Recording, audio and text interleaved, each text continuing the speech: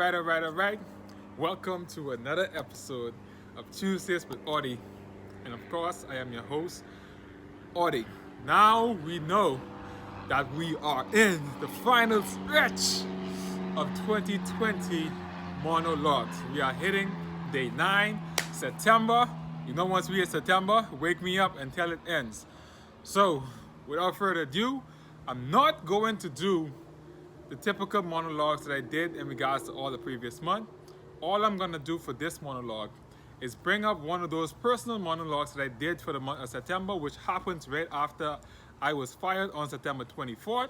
And I'm just going to attach it to this video so you guys can see how I usually do my own personal monologues that I've been kind of giving you guys a little glimpse into in terms of the previous episodes that I've done.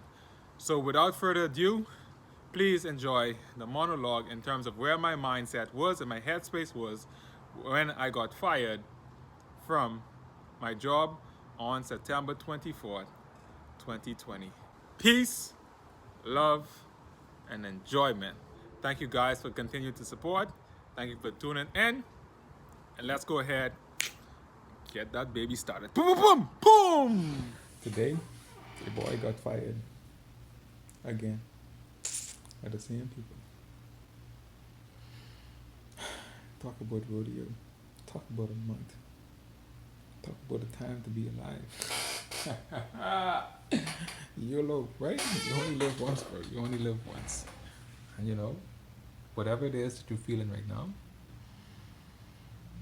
whatever is going through your mind, whatever you may look back at this day and say it was all worth it and this was the better for you, I don't even think you realize what you are stepping into. And I think that's the most scariest thing. It's like you said you want to talk about fear in the next episode, but here you are, facing your old friend right in the face again, not knowing what you're gonna be doing from Monday to Friday from 8 to 4 o'clock. What you're gonna be doing on your weekends.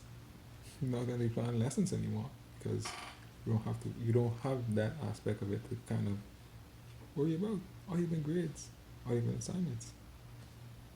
So you could imagine how people, after they've done this for their entire life, and then they have to come and get this realization later on and don't know what else to do because they've been so inundated by doing this one thing that they feel as though their entire self, reality, their worth, and their existential being is built upon. But you got to experience this for a year, and it hasn't started yet to sink in, but it will. And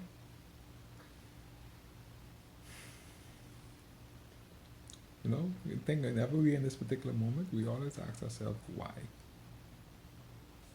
Yes, why? Why hire me? Then rehire me, and then give me an option when they call me on the phone and tell me I can take a leave of absence without pay for me to make up my mind in terms of coming back. I mean, is it so wrong to be concerned about your well-being? Is it so much to be able to kind of adjust or see things in the way that it is not necessarily right for everybody, and for you to be punished for what it is that you thought about and kind of can see limitations in, and not even just seeing that, just wanting to actually not put yourself at risk to die. Is it that I'm not supposed to think, or just go ahead and just follow what the crowd is doing? It's because everybody else is doing it and I'm supposed to do it? Is this what we were made for? Why we are here? So that people can tell us what to do when they want us to do it, and we just need to react and do it in accordance to what they say. Why? Why me? I always ask my students, why not you? You know, I think when it's you that's asking the question, it tends to sting a little bit more. When someone else asks you a question, you can just laugh it off and kind of, but you can laugh it off or brush it off. But now here you are sitting talking to yourself after you just got fired about 26 minutes, 20 minutes ago, or so ago, and it was like, no, you're gonna have to let you go. No way. I thought about hearing those words from last week, from this week, Tuesday, when I sent a message. Like, they either give me it or they don't. I think that's the same thing I went and thinking about this contract. They either give me no contract or they don't. It's like now I'm concerned about my well-being. And, I could still do my work from where I am. I still do it online. Yet, you choose to fire me. Why? Because I don't want to put myself at risk in terms of contacting or contracting or being contacted or near within the vicinity of a disease that we do not know what the long-term effects are and what are the likelihoods that everybody else will be contaminated by this particular disease in a place that is known to be very conducive, pretty much a foster and a playground for germs, bacteria, viruses. And we are going into a flu season, and here we are, just acting as though the idea of an institution and its livelihood is more important than the livelihood and well-being, the mental and physical and emotional health in general is more important. It's more important. That's it. Right? Whatever's screaming at you right now, could jump off. Go jump off a roof. Go jump in the pool. I just was thinking about this whole entire trip of me jumping off this cliff into the water when I went to Jamaica. But it's kind of it's hilarious. But I don't know if you have this or not. But I would say you have you. And you're a healthy young man. You could be a little bit more healthier. You're not wealthy. But what you are rich with and wealthy with is blood, life, health, friends, family. Those things that we tend to overlook, kind of not pay much attention to because they don't scream the loudest. It always seems as though our jobs are screaming the loudest, and that's the most important thing that we want to pay attention to. But then just as everything else, it's like the job can just get rid of you within a snap, and they can find another one. But yet, we are killing ourselves. Every single day, every weekend, every night, taking time away from our family and friends to meet the status quo in regards to obtaining things and items so that we can say that we made it. Yeah. But it's a lot. And right now, I would say whenever you look at this again, Audie, I would say right now what you're feeling, at least if I can put it in words, is that you're numb, you're in some form of disbelief, you're pondering and thinking about, like, what did I do? Like, am I wrong? Am I wrong for what I said or what I did? Why did they give me an option and they decided that it wasn't an option for them to give me? And I kind of even laughed at when they actually gave me an option. I said, at least I got an option now. I went, whoo! There goes the mat being pulled from under you again. That's when you thought you had a little bit of option and a little bit of time. And it's just gone. And if life hasn't taught you anything yet, it's that when you think You have time when you think you can just sit back and relax.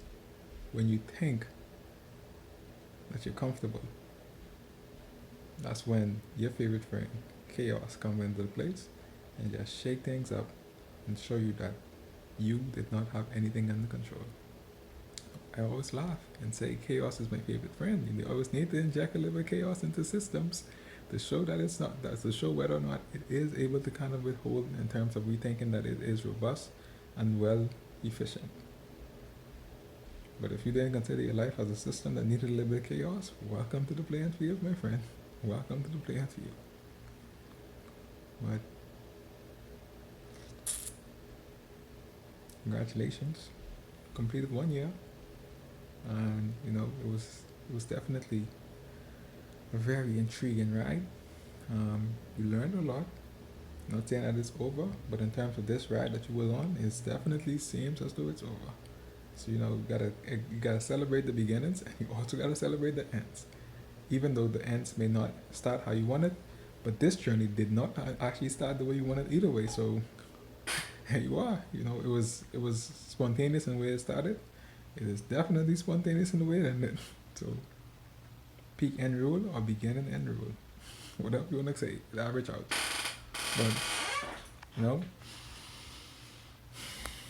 don't jump into accepting this. Don't jump into making it seem as though it's okay. Don't jump into trying to find another solution to the problem. Don't jump into anything. Just take the time. I would say give yourself at least a week or two, a month at most. I wouldn't say just sit down and kind of soak in your tears and your misery or what could have been, but just enjoy the moment for what it is. And it's like they always say, be careful what you ask for. And if you've been asking for this and now it's presented to you and you don't know what to do with it, then it's nobody else's fault except yours. So I know tomorrow you're gonna wake up and likely don't know what to do, or you're gonna jump head into something and not necessarily have a solution for. But now, I wouldn't say all you have is time, but what you do have is a responsibility yourself to do what it is you wanted to accomplish, and you felt as though work was kind of taking you away from it, leaving you without the ability to do it to the best of your ability. So you have no excuses. Zero. You are healthy, maybe not in the right mental state at this moment, but in a day or two, you will come to realization that something gotta give. You only robustify a system by taking things away. And so this is one thing that's been taken away.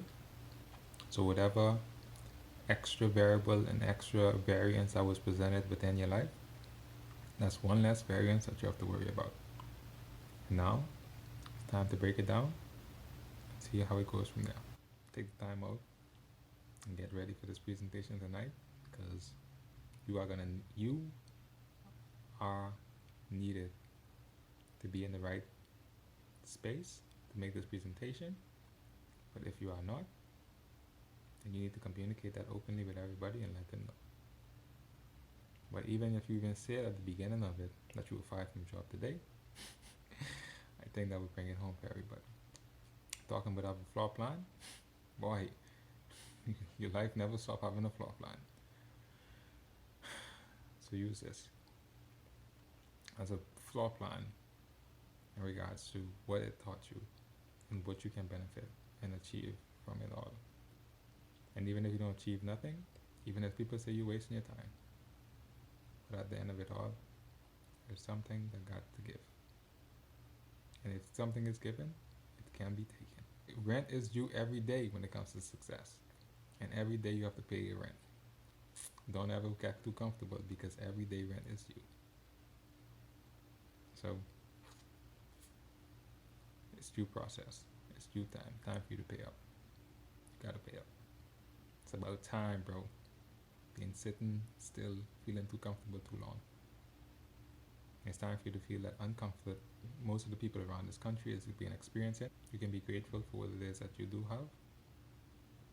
And I think in terms of us and humans, we tend to focus more on what it is that we've lost than what it is that we gained from what we lost. So, like I said earlier, a variable has been taken out. So now let's see how else your life has benefit from this thing being taken out of it. You're not gonna have the answer right now, but who knows? Maybe tomorrow, maybe next month, maybe next year. I don't know. We tend to be optimistic about these things, but I'm not leaving you up to any standard except the standard that you have to take this opportunity and do the best with it. Have fun, be safe, and prepare for the worst and even the best.